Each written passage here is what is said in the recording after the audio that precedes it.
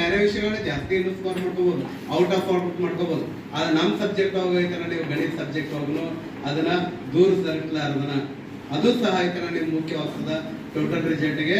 ಅದಕ್ಕೆ ಅದನ್ನು ಸಹ ಐತರ ನೀವು ಪ್ರಯತ್ನ ಮಾಡಿ ಆದ್ರೂ ನೀವು ಅದನ್ನ ಏನ್ ಮಾಡ್ಬೇಕ, ಸ್ಕೋರ್ ಮಾಡ್ಲೇಬೇಕು.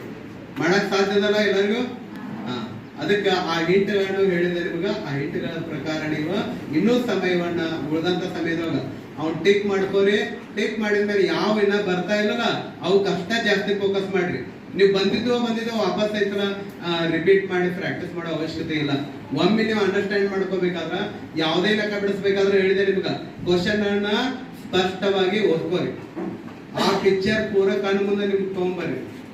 ಅದನ್ನು ಕ್ರಿಯೇಟ್ ಮಾಡ್ಕೋರಂತ ಕ್ರಿಯೇಟ್ ಮಾಡಿದ್ಮೇಲೆ ಏನ್ ಕೇಳ್ಯಾರ ಆ ಕ್ವಶನ್ ಬಿಡಿಸ್ಬೇಕಾದ್ರ ನಾ ಯಾವ ಫಾರ್ಮುಲಾ ಹಚ್ಬೇಕು, ಫಾರ್ಮುಲಾ ಹಚ್ಚಿದ್ಮೇಲೆ ಏನ್ ಕೊಟ್ರಲ್ಲ ಆ ವ್ಯಾಲ್ಯೂಗಳನ್ನ ತುಂಬ್ಕೊಂತೀನಿ.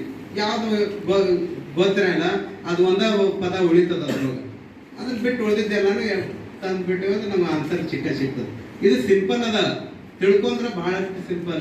6 ಸಬ್ಜೆಕ್ಟ್ ಅತಿ ಸಿಂಪಲ್ ಅಂದ್ರೆ ಮತ್ತೆ ಗಣಿತ ಆಗ್ತದೆ. ಅದಕ್ಕೆ ಅದನ್ನ ತಿಳ್ಕೊರಿ. ಉಳಿದಂತ ಸಮಯದೊಳಗೆ ನೀವೆಲ್ಲರೂ ಅಭ್ಯಾಸ ಮಾಡ್ತೀರಿ ಅಂತ ತಿಳ್ಕೊಂಡ